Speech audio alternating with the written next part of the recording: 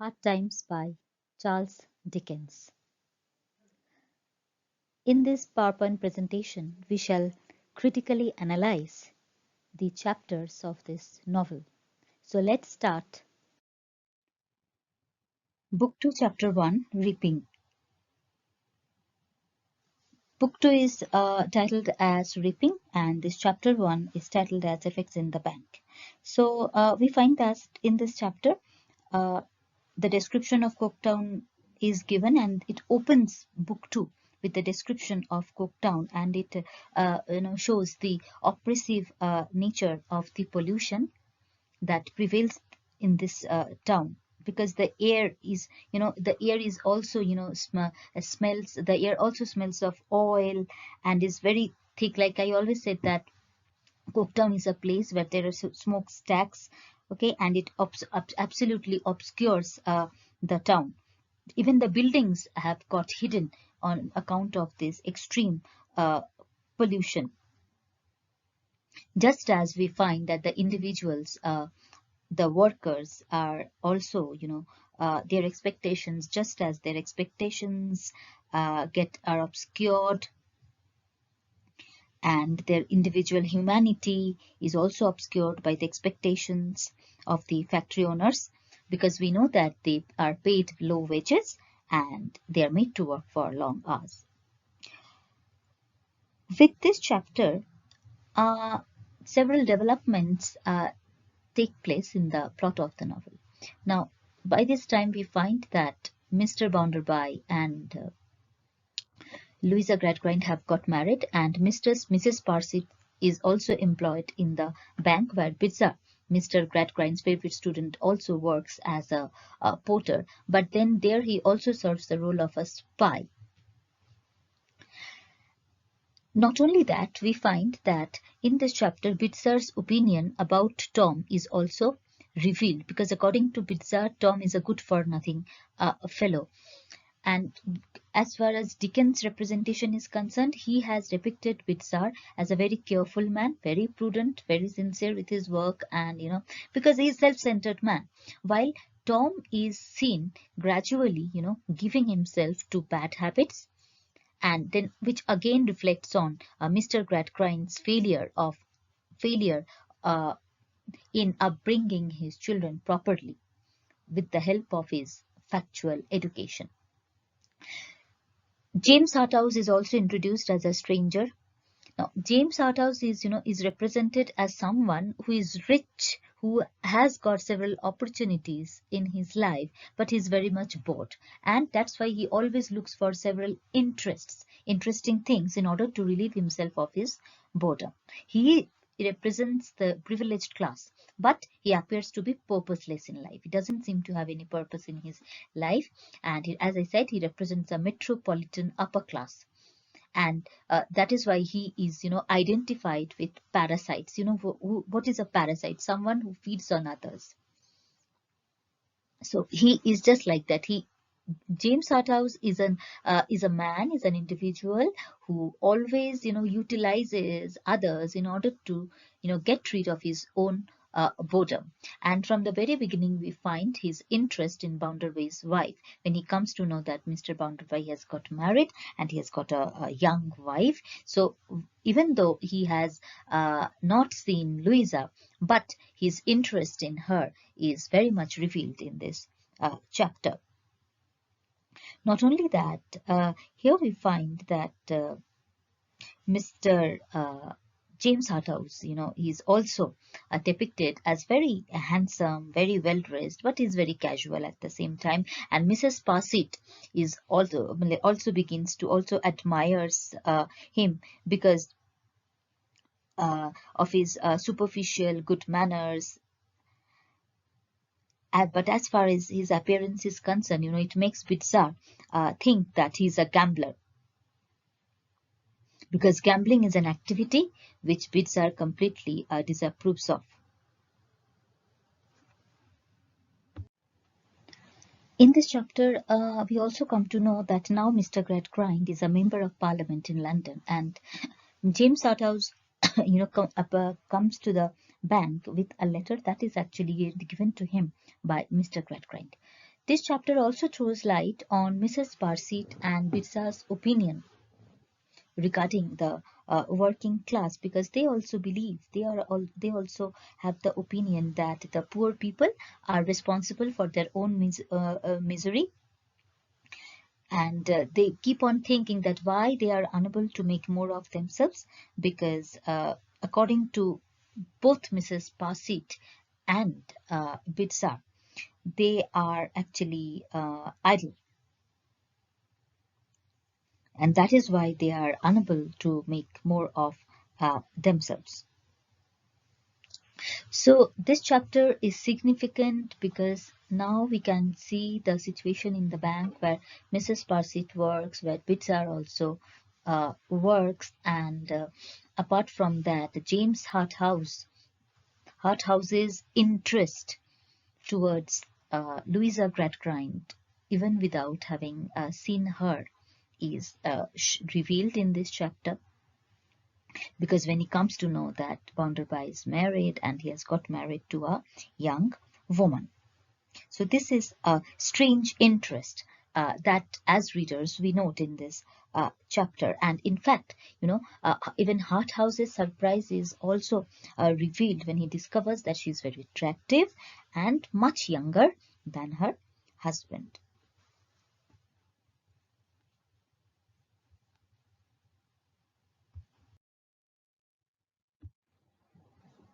Chapter 2 is titled as Mr. James Harthouse because it entirely focuses on James, on this character, James Harthouse.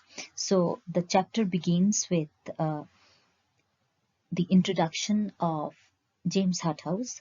Mr. Bounderby goes to meet him in his hotel after he receives that letter from Mr. Gradgrind. And as I said, James Harthouse is depicted as a man who represents the privileged class, but despite having all opportunities, all privileges, he always seems to be bored. And then after Mr. Bounderby goes to meet him in the hotel, later on, there he expresses, in the hotel, he expresses his views about the conditions of towns and factories.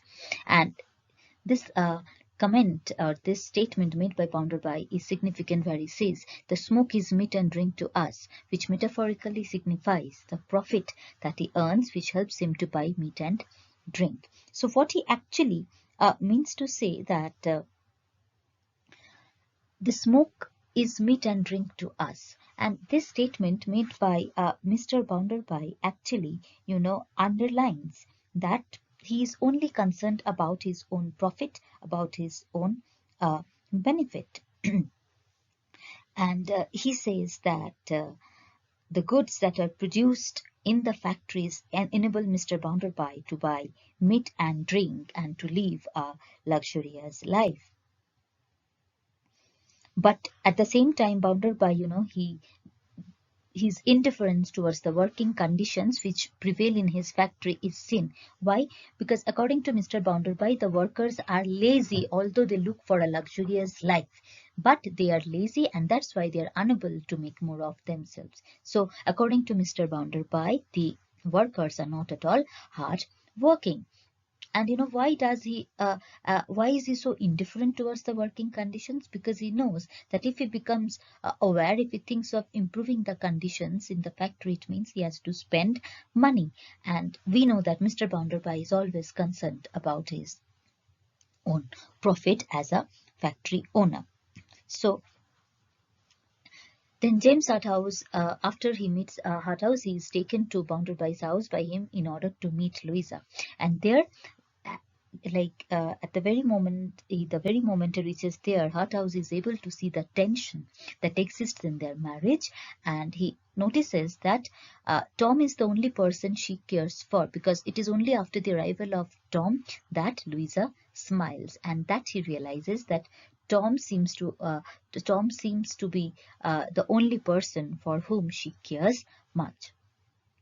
And here we also find that since Harthouse has already developed an interest in Louisa, he tries to develop a friendship with Tom.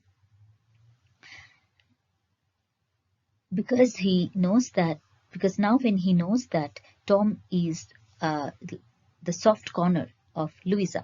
So he can utilize Tom in order to, fetch information regarding Louisa, and at the same time, he can also use Tom as a vehicle to come close to Louisa. So we find that Harthouse is portrayed as a man, as I said, who is rich, who is privileged, but still he is always bored and is always on the lookout for something new and different in order to relieve himself of his freedom. Sorry, in order to relieve himself of his boredom.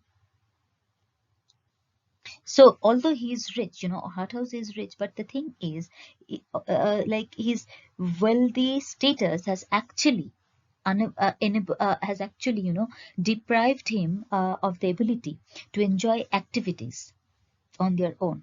And that is why he's always on the lookout for something new and different to get rid of his boredom. And now for him, Louisa Gradgrind seems to be, or let's say is going to be that new and that something new and different, which he would be, using or utilizing in order to relieve himself of his boredom.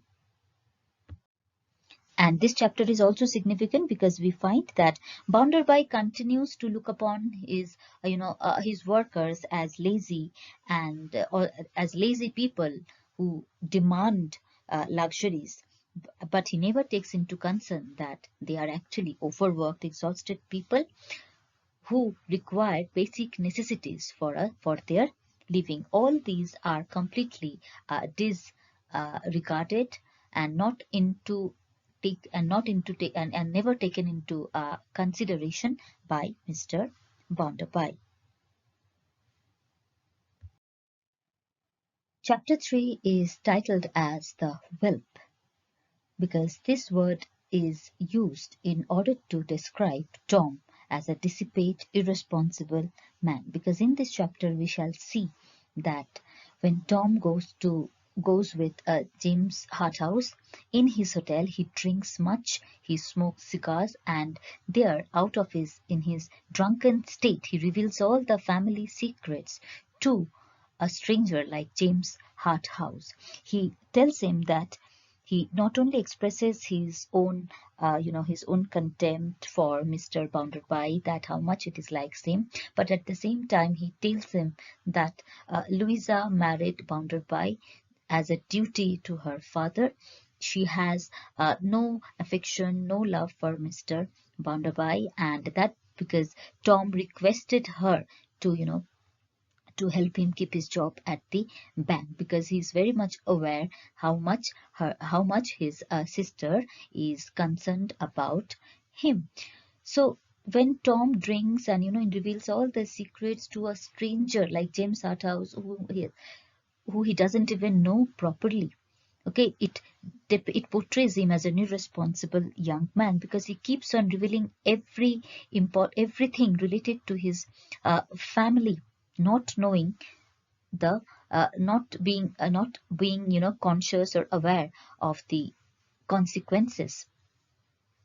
Because we find that Tom is not at all aware of the nature of James Harthouse, what kind of a man he is, because we as readers know that he is a man who is selfish and who only looks for selfish amusement to relieve himself of his boredom, which means that he doesn't bother whether it harms anyone or not. Even if it does not harm, then too he is not bothered, but he's only aware of his own fun, entertainment, or let's say his own selfish amusement. And here gradually we find that Harthouse's interest develops in Louisa. Gradually it develops because now when he learns that Louisa's marital life is a total failure, it is actually a loveless marriage, so he thinks of having an affair with her.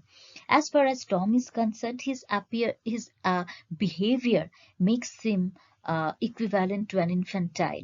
He appears to be an adolescent boy who lacks maturity and whatever, since he also expresses his contempt for his family and he always thinks of taking revenge.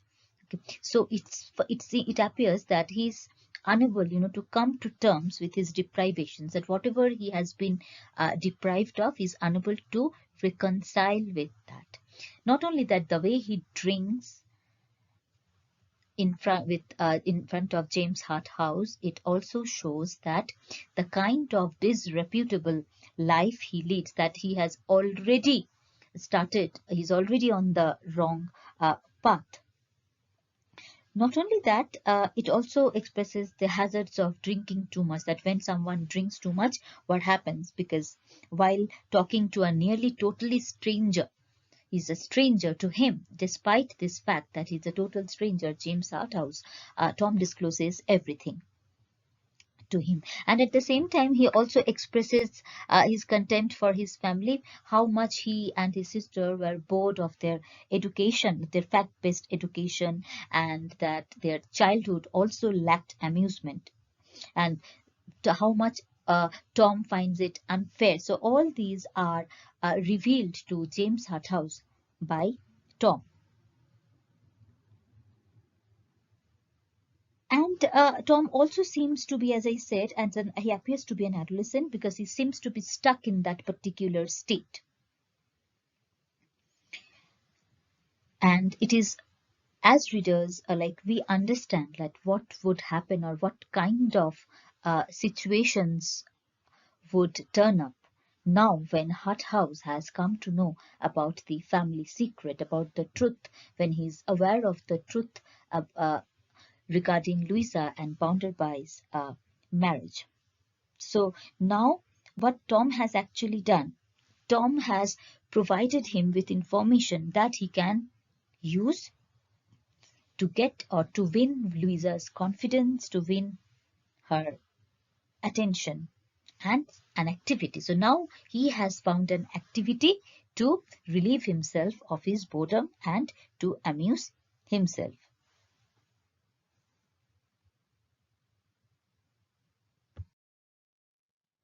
Chapter 4 is titled as Men and Brothers, and here another character, Mr. Slackbridge, is introduced as the union leader, under whose leadership the factory workers would form a union.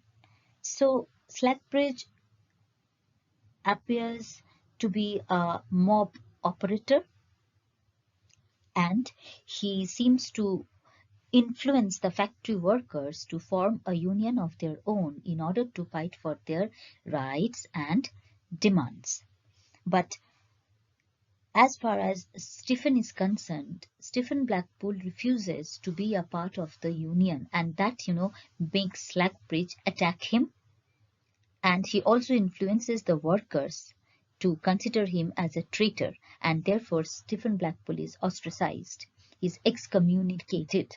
But although this, although Stephen expresses his that, although he expresses that he doesn't have any ill intention against the factory workers, but that he does not want to be a part of the union for his own personal reasons. Actually, the reason is Stephen has promised Rachel not to get into any trouble, and it is because of this promise that he's unwilling, he's completely reluctant to join the union. But then this decision on the part of Stephen makes the factory workers who are now at present, under the influence of Slackbridge, begin to consider him a traitor.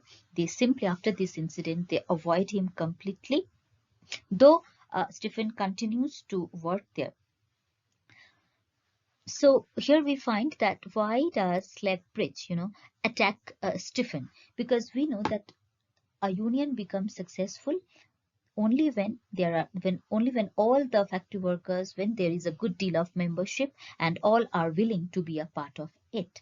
And since Stephen refuses to be a part of it, despite his assurance that he has no bad intentions against them, still they continue to doubt his honesty, suspect him, because they feel that their union might not become successful on account of this.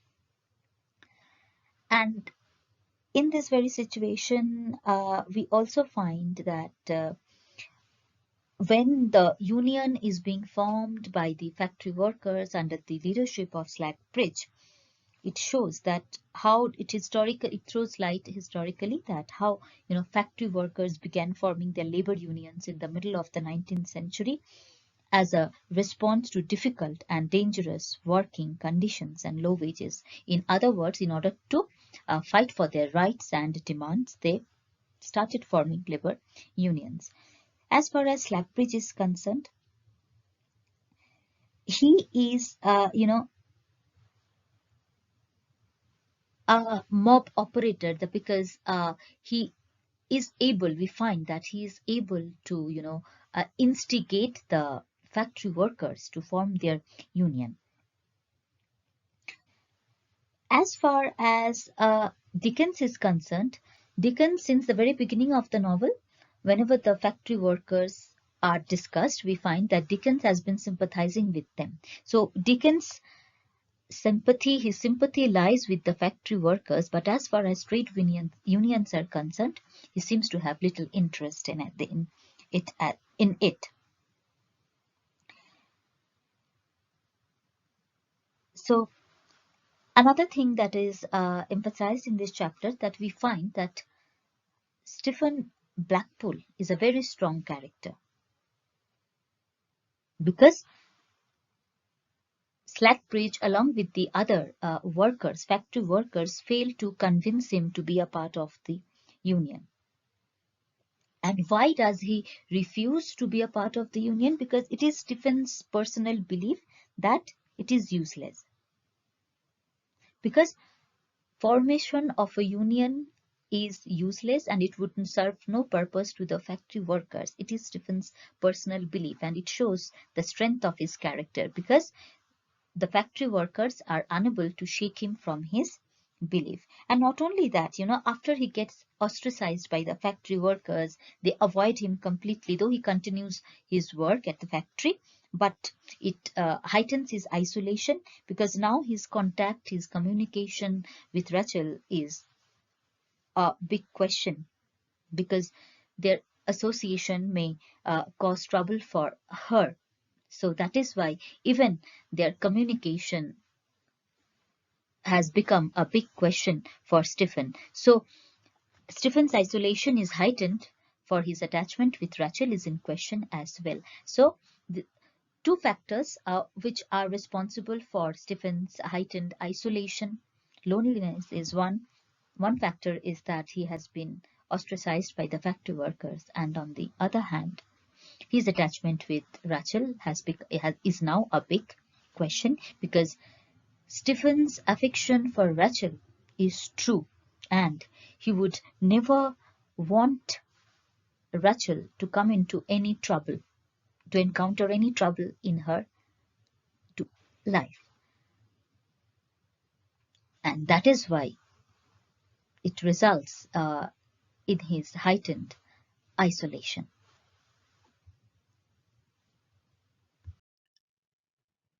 Chapter 5 is titled as Men and Masters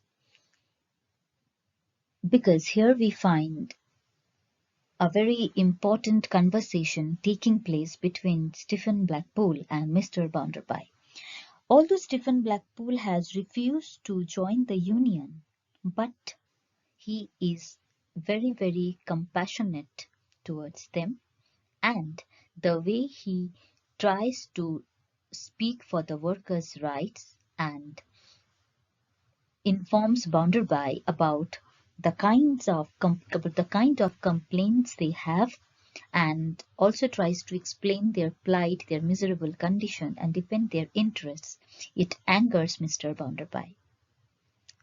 Stephen's refusal, that as to why he has, refused to join the union, is questioned by Bounderby, and he simply informs him that since he has promised someone, so that he would never become, he would never, he has promised someone like not to join the union, so he has not joined. That's it. That's what he tells Mr. Bounderby. But now when he begins to question the role of the factory owners, like for Mr. Bounderby, for factory owners.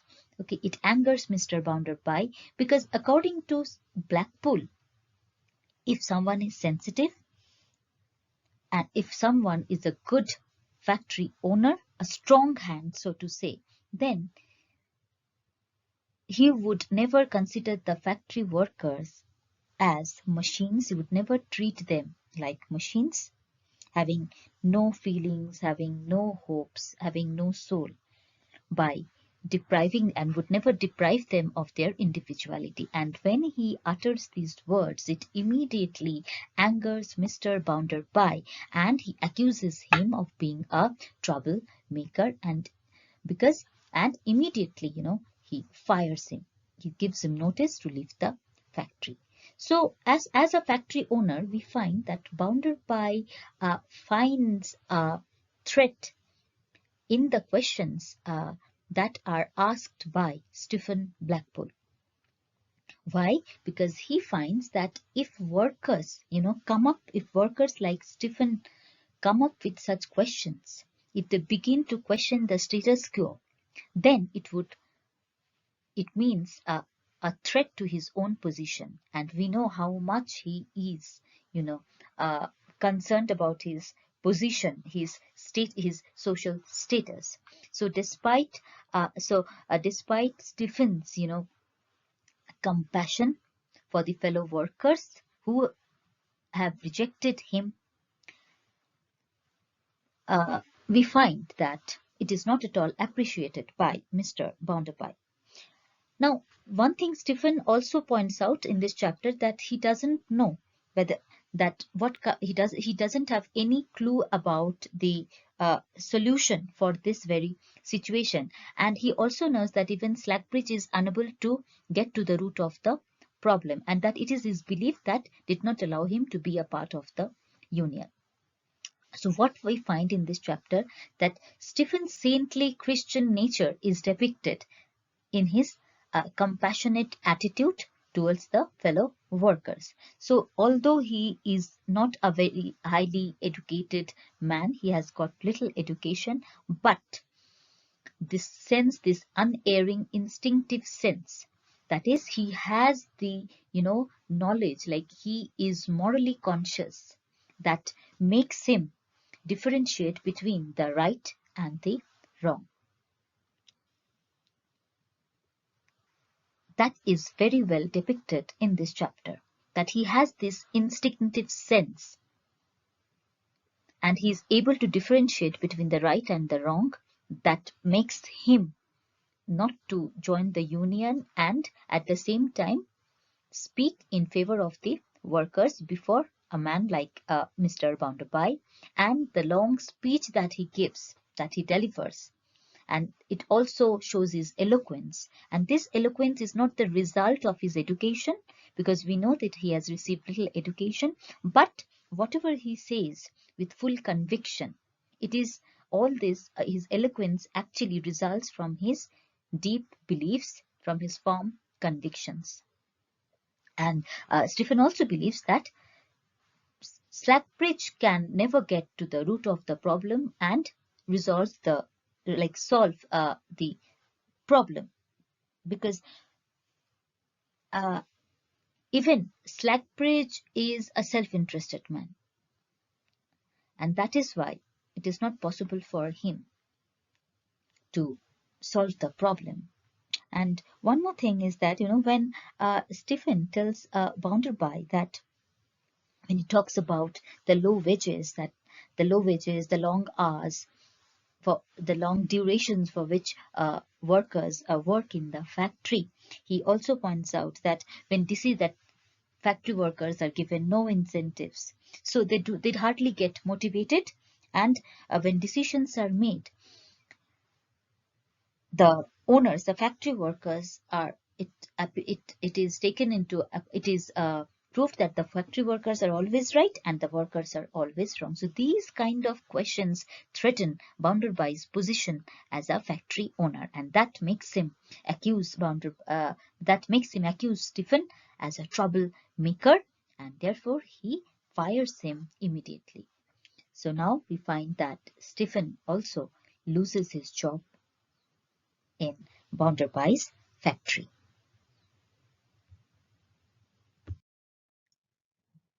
Chapter 6 is titled as Fading Away. So after Stephen gets fired by Bounderbye, he meets that same mysterious old woman once again once he comes out of Mr. Bounderbye's house, and this time he finds that she is with Rachel. And gradually we find, the mystery of Mrs. Pegler increases by the ambiguous reference, because now after this we find that when he goes to Stephen's house along with Rachel, and there she has a cup of tea with them, and she refers to her long lost son, and the way she shows her, obvious interest in Bounderbye, the mystery, it gradually heightens the mystery, because because we do not understand what relationship this old woman has with Mr. Bounderbye. And then Stephen also discloses his news of getting fired from his job by Bounderbye to Rachel. And in the meantime, what happens? Tom and Louisa also arrive, and Stephen's courage, the way he defends his fellow workers before Bounderbye, is appreciated by Louisa Gradgrind, which shows her sensitivity at the same time. And then after this, we find that when Tom has a very secret talk with Stephen in this very chapter. So after Louisa, she expresses her sympathies towards Stephen for having lost his job, and then she also, offers him some monetary help, though then the full money is not taken by Stephen, yet he takes only £2 just to meet his travel expenses, and also promises to repay her, which again highlights his honest nature despite being so poor. And before they leave, the visitors leave, Tom shares a secret talk with Stephen, telling him that he might help him in having a job. So he also advises him to wait outside the bank in the upcoming week after the bank closes. Okay, it's because then if he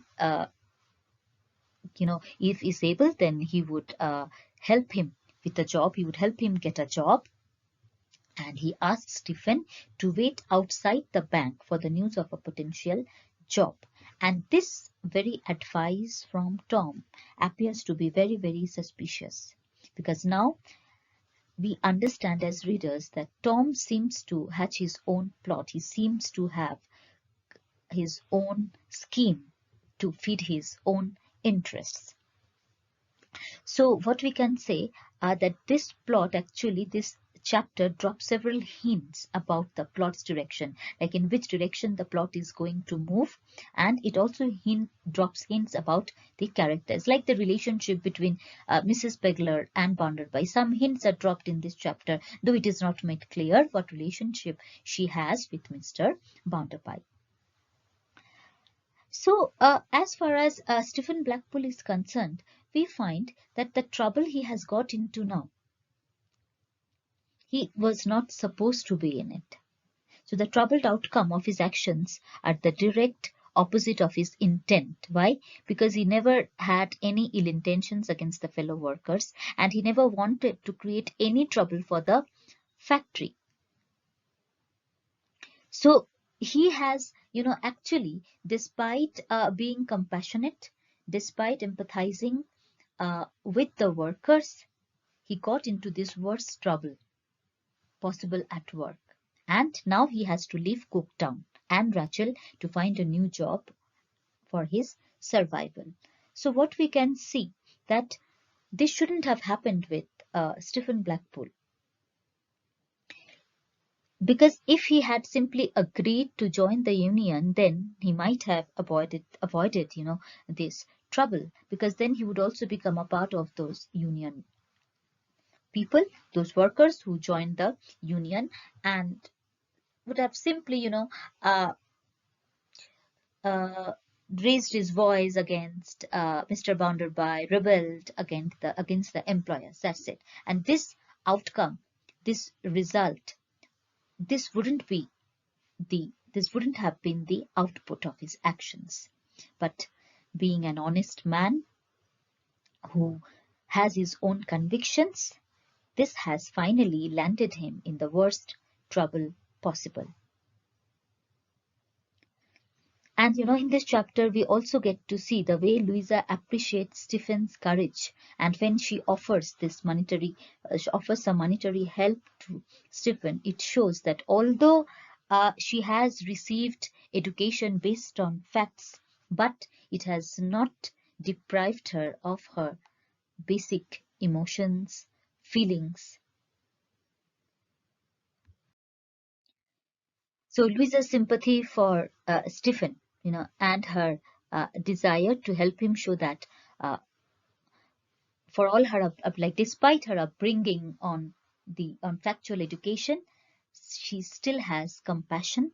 She still has sympathy for others. So she has not grown up to be a heartless woman.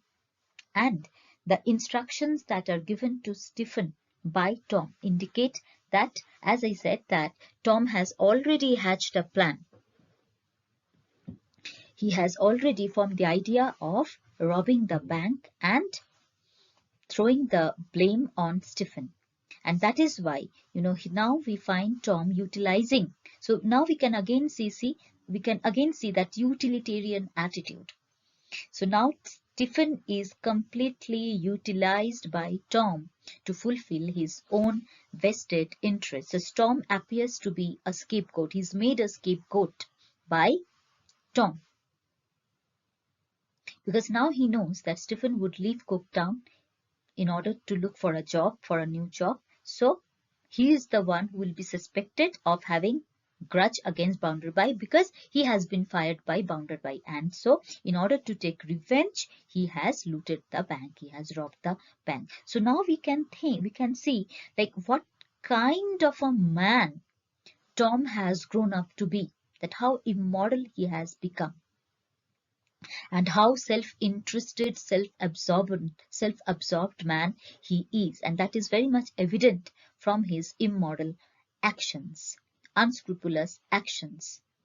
And then, in this chapter, we also find that when Tom and Louisa arrive in Stephen's house, Mrs. Pegler, gets a panic because she thinks that maybe Mr. Bounderby has come. So she's afraid to meet him. So this is another point which heightens the mystery regarding Mrs. Pegler's relationship with Mr. Bounderby. So as I said, this chapter is significant because it throws hints about the characters, and now we already know that what kind of situation is going to come up and what kind of problems Stephen Blackpool is going to encounter. So it also shows, so these hints provide the readers with the plot's direction at the same time.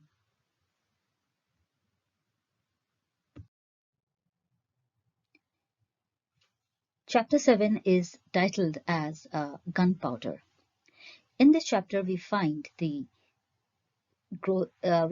that Mr. Harthouse's intimacy with Louisa gradually grows, and he is seen spending much time with Louisa in the absence of Mr. Bounderby, because Mr. Bounderby has gone to buy a country estate, and now he pays frequent visits to Mr. Bounderby's place. And in order to gain Louisa's trust, confidence, her affection, he expresses his concern for Tom as well and informs her about Tom's increasing debts. So, but although he tries hard, to win over her affection, but Louisa's indifference is seen towards him. And then what he does, he expresses, as I said, he expresses his concern for Tom, and he is informed by Louisa that she has already helped him enough. Not only that, she had sold jewelry given to her by her husband in order to help him with money, but this time it is not possible for her to help him.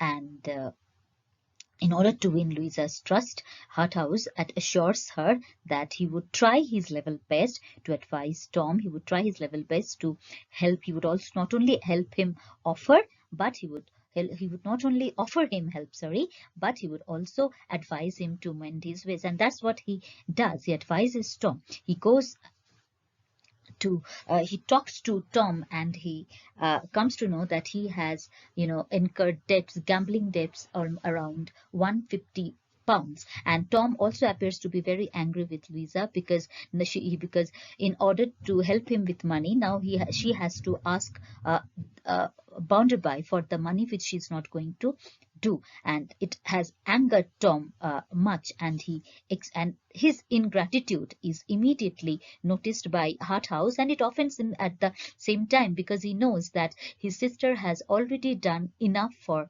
him.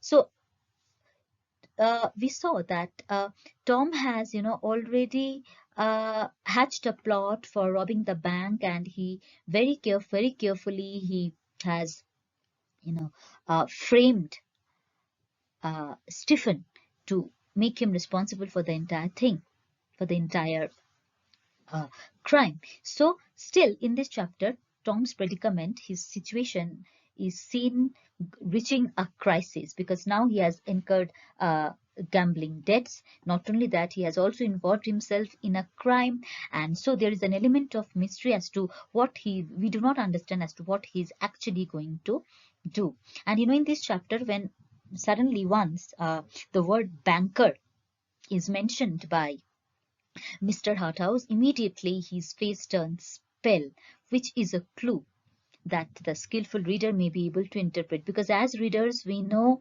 we are aware of Tom's plan of robbing the bank. So it is so at the same time we also understand that why the word banker turns him pale instantly. It is his fear of getting caught. And here he's also advised by Harthouse to be affectionate towards his sister, and at night during dinner time, that is evident in his behavior, and that makes Louisa smile on Harthouse.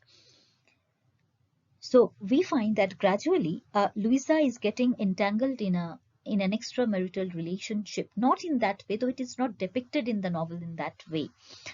But she is actually getting entangled in a relationship with Harthouse, and who tries his level best to exploit her blind affection for her brother Tom in order to make her grateful to him, because Louisa's love for Louisa's affection, care for her brother is so blind that whatever Harthouse does for her brother, it immediately makes her grateful to him, and this gradually, deepens the intimacy between them.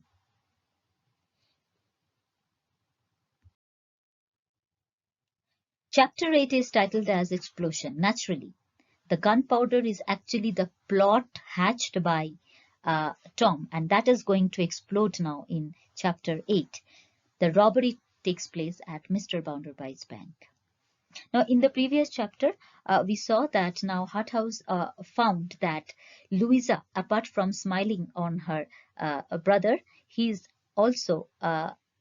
has also become someone upon whom she smiles, and it is this selfish satisfaction that he receives, though he does not have any deliberate intention to cause any harm to Louisa. But as we know, as I have already said, that he is a man who always looks for his own amusement. So this amuses him, and this gives him much satisfaction, because now he knows that Tom is not the only one upon whom she smiles. So now, while he was pondering all this on the road, he meets Mr. Bounderby, where he's informed by him about the robbery at his bank, that around 150 pounds has been robbed. But Mr. Bounderby, he's not much bothered about the sum of money. Rather, he's he seems to be more concerned about the way the bank is robbed. It is with the help of a false key that the bank is robbed. While Bizarre fell asleep, it was at that time when the bank was robbed. And immediately we find Bounded By suspecting none but Stephen Blackpool, because according to him, Stephen has a strong motive to commit this crime.